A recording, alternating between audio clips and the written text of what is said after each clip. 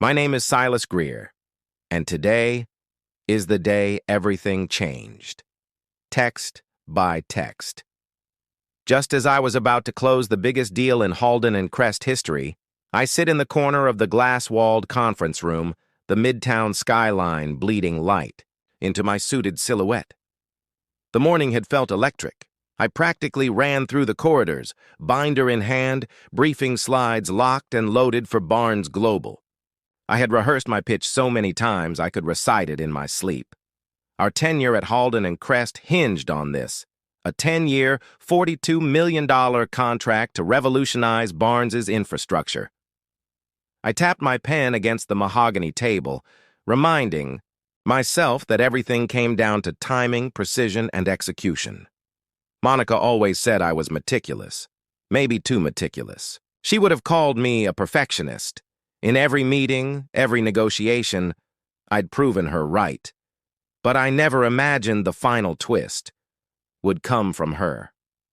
I glance at the digital clock. Purse the room credenza. 10:37. The Barnes team is on their way. Monica is supposed to join me on the video call, dressed in that charcoal gray haute couture suit she loves. No nonsense. Zero nonsense.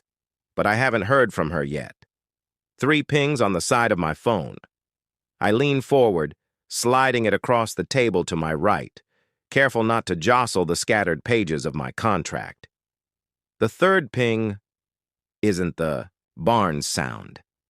It's Monica's name flashing in bold, strange. I press my thumb to the sensor, expecting a quick, "Running late. Be right there." Instead, I see her words. "Effective immediately. You're no longer with Halden and Crest. We'll mail your things." My chest seizes. The room stutters around me, lights fuzzing at the edges. I stare at those words as if they're written in someone else's language. No punctuation beyond the period. No, "let's talk" or "call me." Just that. Just text. I'm still, pinned in my seat. Tie slightly askew over my crisp white shirt, belt buckle glinting under the fluorescent ceiling. I stare at the phone as if it might explode, might disappear, and let me pretend it never existed. My breath leaves me in slow, jagged pulses. I lean back, fighting the rising heat behind my eyes. A little voice inside me whispers, "This can't be real." I must have misread something, but there it is. Exactly as she sent it. Halden and Crest had no reason to send this. Only she had the authority. Only she. The Barnes team will be here in minutes, and she's removed me. By text. I swallow. Hard, arms going limp at my sides. I launch my fingers over the phone to send one word. What? But I hesitate, because no matter how much I want to fight back, I know there's nothing to say. My name's still scribbled in Halden and Crest's Hall of Fame. Until right now, the contract, the one I'd closed out 3 months ago, still bore my signature. I built this deal from squat, beaten down every objection, navigated their C-suite politics. Every slide, every number, I created the narrative, the pitch, the strategy. Now just like that. One line of text erases the man behind it. I muster the faintest spark of calm. Place my hands on the table. Lean forward. Gather my computer. My notes. Barnes Global COO. Eric Barnes expects to see Monica and me side by side, cross-checking numbers before he clicks sign. Instead, the Barnes conference line blinks green on my screen. I swallow the lump in my throat and force my fingers to click. Join. My voice comes out quieter than I intended. "Hello, Eric." I clear my throat. "It's Silas Greer. I'm here." No. Greeting from Monica. No reassurance, just digital breathing into the speaker.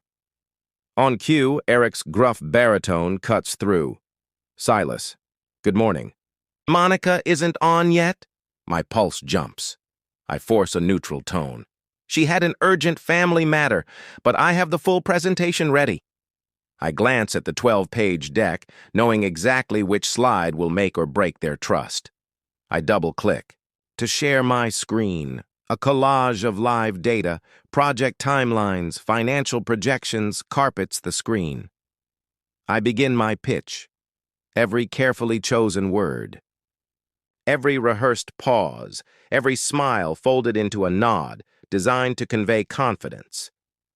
I lay out the architecture, modular data centers, scalable cloud integration, Tier 1 vendor partnerships.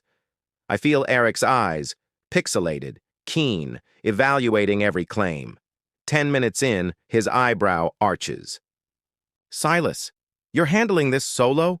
Monica's not comfortable? I force a laugh. She's stuck in a meeting. Company emergency. That's a lie. I flatten my mouth, pushing platitudes from muscle memory. I've managed this from day one. Eric, everything you see here came from me. Monica is on your side. I watch Eric's expression flicker, a fraction of curiosity. Mixed with doubt, I lean in and lower my tone. I promise you if Halden and Crest won't deliver, I will. Just sign the NDA amendment. I can guarantee the same structure, same terms. He holds back, scanning the numbers. Silas, bold, move. But I like it. If Halden and Crest backs out, I need assurances. My heart thuds. This is the moment I've prepared for. I nod, though he can't see it. I have everything. Drafts, specs, vendor agreements. The entire model is ready to go. You can have it. From me. This afternoon. There's a pause as he digests. Then, all right. I'll circulate a letter of intent tonight. Let's do this. I feel a rush of triumph, tempered by a flaring doubt. I push it aside. We finish the call with handshakes muted by bandwidth. I click end, my phone buzzes, relentlessly. Monica's number again, followed by Alex's name. But I don't look. Instead, I click the small icon at the top right of my screen and shut down the presentation. I sit back, as if I'm still on the call. Just a few breaths to collect myself. My reflection in the glass wall looks small, hollowed out. The real me is gone. No applause, no congratulations from Monica. Just cold, empty air. I stand, gathering my designs and notes, spine ramrod straight, a janitor wheels in a trash bin, stopping to stare. I give a nod, though I'm not sure why. Even the building seems to pulse with murmurs behind opaque glass. I step out of the conference room.